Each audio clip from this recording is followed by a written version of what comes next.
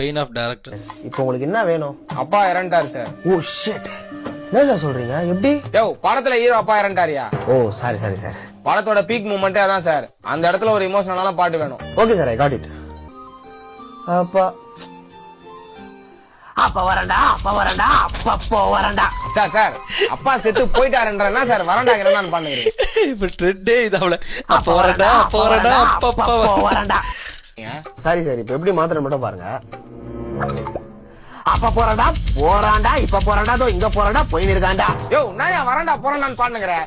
எமோஷனலான பாட்டியா இது? சரி சார், இது உங்களுக்கு செட் ஆகலன்னு நினைக்கிறேன். நெக்ஸ்ட் பாருங்க. அப்பா யோ, நான் எஃபோன் இது மாதிரி கார் சவுண்ட் எல்லாம் போட்டுங்கிறேன். சத்தியமா அதே மாதிரி இருந்துச்சுல. மிமிக்ரி மாதிரிலாம் இல்லடா, உண்மையா கார் சர்ரு சர்ரு அதே மாதிரி இருந்துச்சுல. யோ, படத்தோட உயிரே இந்த பாட்டு தான்யா. கொஞ்சம் ஒழுங்கா போடியா. சரி விடுங்க சார், டென்ஷன் ஆகாதீங்க. கடைசியா ஒரே ஒரு வாய்ப்பு கொடுங்க. இவரை பிடிக்காதவங்க இந்த உலகத்துல யாருமே இல்ல. நான் கம்போஸ் பண்றேன், எப்படி இருக்குன்னு பாருங்க. அப்பா அப்பா எவ்ரிவேர், அப்பா அப்பா ஜெட்டி, அப்பா பனியன் எவ்ரிவேர், அப்பா. இது அப்பா ஜட்டி அப்பா பனியனா? என்னால சொல்றாரு. All I wanna say is அப்பா never come back. இவனை அடிக்கல தப்பே இல்ல. ஓகேவா? சாவுடா.